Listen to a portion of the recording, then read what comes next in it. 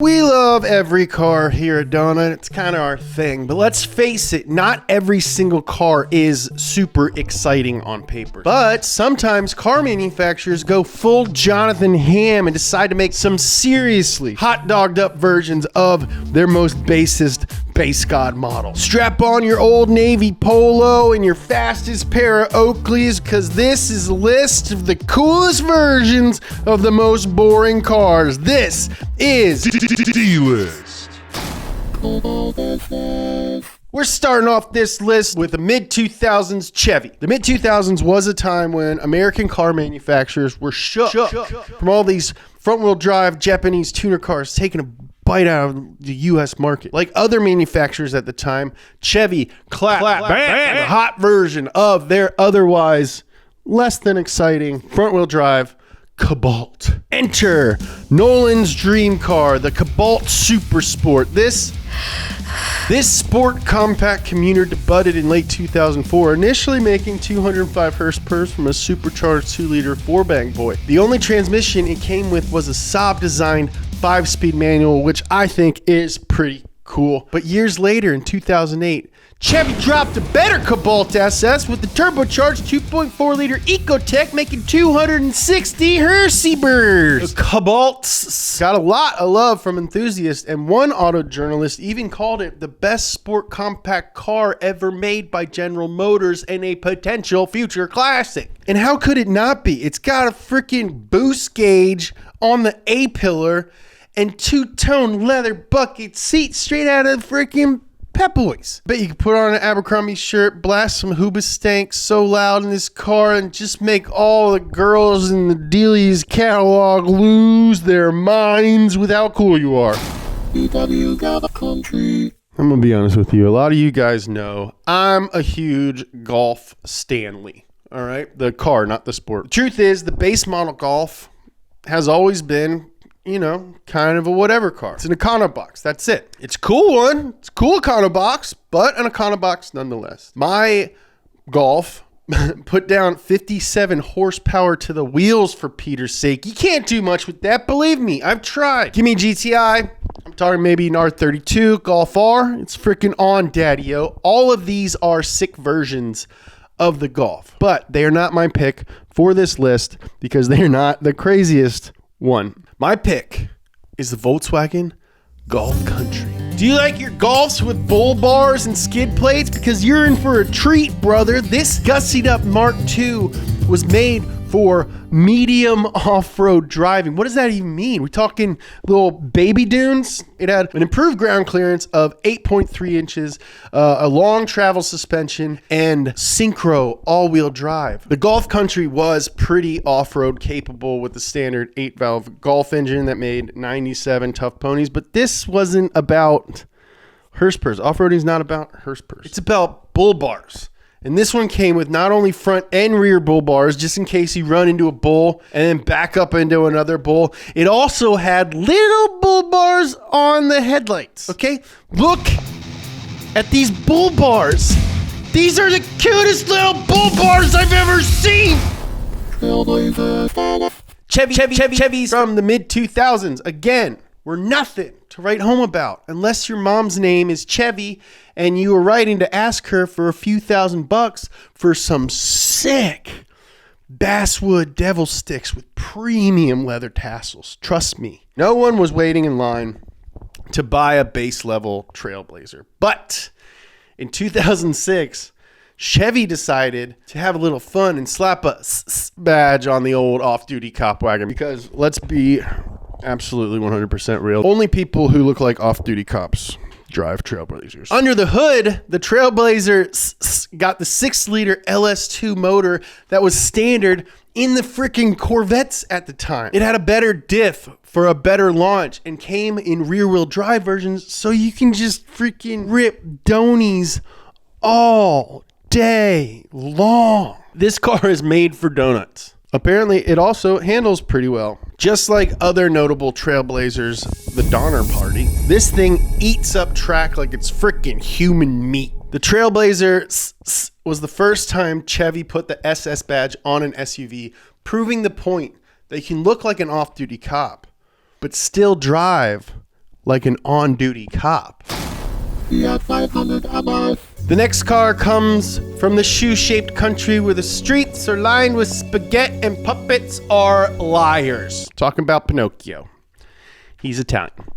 It's not a huge part of the story, but that's where he lives. Lots of very powerful, very vascular cars come from Italy, but neither of those words correctly describe the Fiat 500. Although it's cute and comes in a bunch of the cutest colors you've ever seen and looks like a cute little tiny bug, it's not known for being super fun to drive. But luckily, Abarth got their greasy knucks all over these cars. Abarth 500s come all hotted up straight from the dealer. They've got a lower ride height. They got a 5-speed manual, a freaking turbo, all in a car the size of a large dollhouse. Literally, I could probably park one of these sideways in my second largest dollhouse. Fiat 500 Abarth's turbocharged 4-pot makes 160 horses in a car that weighs just over 2,500 pounds, which means you can whip it around and zoom all day long and have a blast doing it. Max used to own one, and when we reached out to him for a comment, he sent his lawyers after us, threatening to sue the pants off of us if we put him in another video. You edit the videos, Max. You put yourself in the video, so either stop doing that or stop suing the pants off of us. But after months of back and forth, we did get an official letter from his secretary that stated, "The sound was my favorite part of driving the Abarth, with an emphasis on the pops and bangs." Now, this car's got a lot of pops and bangs and such a great sound. It sounds like a motorcycle. It's because it didn't have a muffler. The turbo is the muffler. The GOAT version is the Abarth 695 Biposto, which means 2 sauces. This version gets the power bump to 186 horsepower and drops the weight down to an incredible 2,198 pounds, making it the fastest Abarth ever made. I'm gonna win. Beetle RSI. When the new Beetle came out in the late 90s, people went goo-goo dolls over it. The people's car was cute, but after a while, you started seeing them everywhere. And eventually it was like, get these bugs out of my eyes. Get these bugs out of my eyes. It did come out with a few very cool variants of the new Beetle. I'm talking the Turbo S. I really like them. And they also did a turbo diesel version if you want to roll coal while you're looking like a cute little bug. But what if none of those models get your waddle wiggling? What if you want to spend $80,000 on a Beetle that isn't a Porsche? Well, you're in luck because Volkswagen made a few super hot versions called the Beetle RSI. This bug had the 3.2 liter VR6 out of the R32, one of my favorite engines of all time, putting out 221 buff, vascular curses. It also had a Remus exhaust, a 6-speed manual, and 4-motion all-wheel drive. All of that makes for a very sick Beetle. But unfortunately, they only made 250 of these fat bugs, so you're probably not even going to see one, let alone drive one. Guess I'll just keep driving my Tiguan. Saturn Vue Redline. A Saturn on the list? Are you pulling my chain, pump freak? No. The only time I pull chains is when I'm flushing one of my many priceless antique high tank chain pull toilets. The Saturn Vue is one of those mid-2000s cars that looked futuristic when it came out, but seeing it now, it's like seeing a picture of yourself when you were a kid and you thought that you looked so cool at the time, but 15 years later, and you're like, yikes, what was I thinking? The base Saturn Vue either came with a dinky little 4-cylinder making 143 horsepower or an anemic GM V6 making 181 horsepower. But under the hood of the Saturn Vue Redline lay the 3.5 liter V6 from the Honda Pilot. All right, this car has VTEC, the 24-valve dual overhead cam Honda engine with 250 horsepower was quite a step in the right direction. All in a compact crossover package. Plus, you get VTEC sounds from an SUV.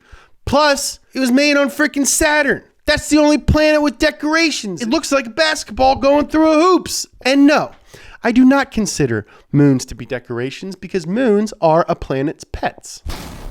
Dodge Omni GLH. We've talked a little bit about the Dodge Omni GLH before. If you want, you can check out our episode on Carroll Shelby. I will link to it at the end of this video. It's one of my favorites. I'm pretty sure I cry in it. But in the early 1980s, Dodge had this dainty little front-wheel drive hatchback called the Omni. And it was so slow. So Lee Iacocca brought his friend Carroll Shelby in, and Shelby was like, let me get my greasy knucks on it. And Dodge was like, sure, dude. Anytime you get your knucks greasy, it's good stuff. And so they made a car with maybe the coolest name of the 80s, the Dodge Omni GLH, which stood for Goes Like Hell. Shelby bumped the horsepower in this 2,200-pound baby bunny from under 100 to up to 142 using the turbocharged 2.2-liter engine from the Shelby Charger. But it was the last 500 of these that are really the really cool ones. The Dodge Omni GLHS,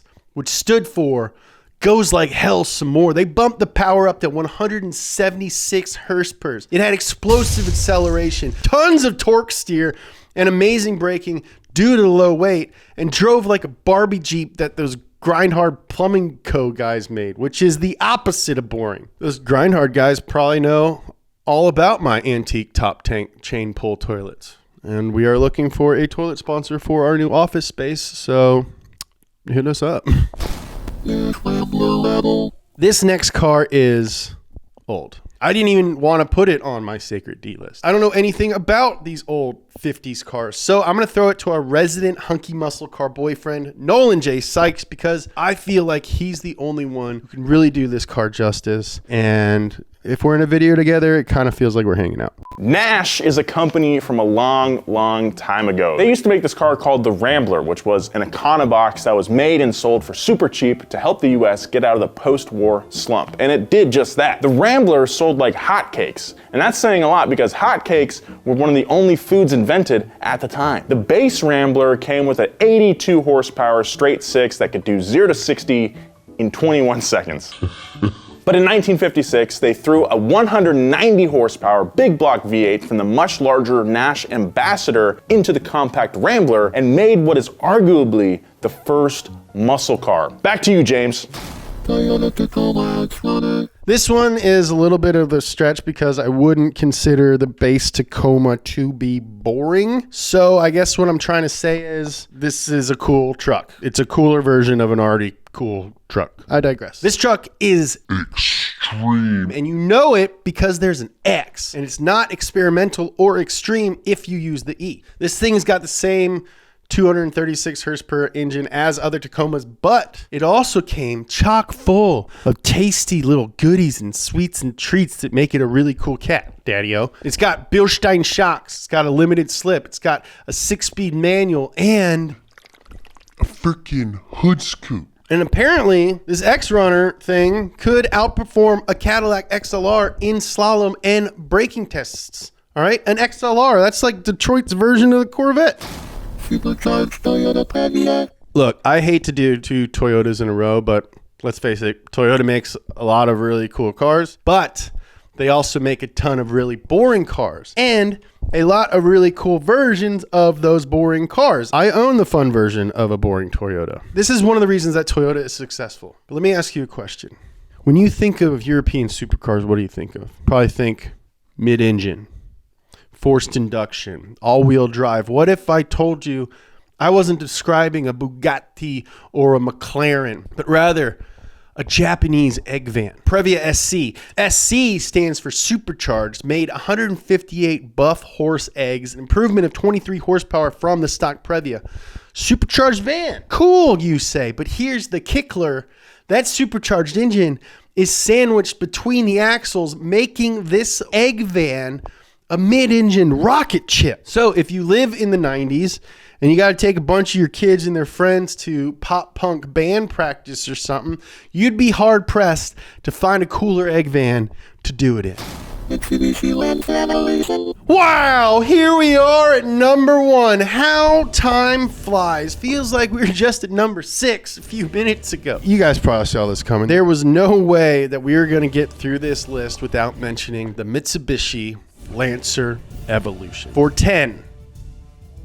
For 9, generations, this car dominated rally championships, street races, and our hearts. It is one of the most iconic cars in history. But what you probably forget about is that the Evo is based on a completely sensible commuter car, the regular old Lancey boy, and at some point we got it here as the Mirage. This car, we'll call him Lance, is the nerd that was picked on in high school that grew up to be a yoked billionaire. When the first Evo came out in 1992, the base Lancer was a front-wheel drive grocery getter that made like 100 horsepower, but the Mitsubishi Lancer Evolution kicked it up to 244 horsepower and ditched the front-wheel drive for all the wheels drive, baby. And the Evo's iconic 4G63 engine can be modified to make tons more power if you can figure out what's been described to me as the tuning voodoo of an Evo. There are a ton of examples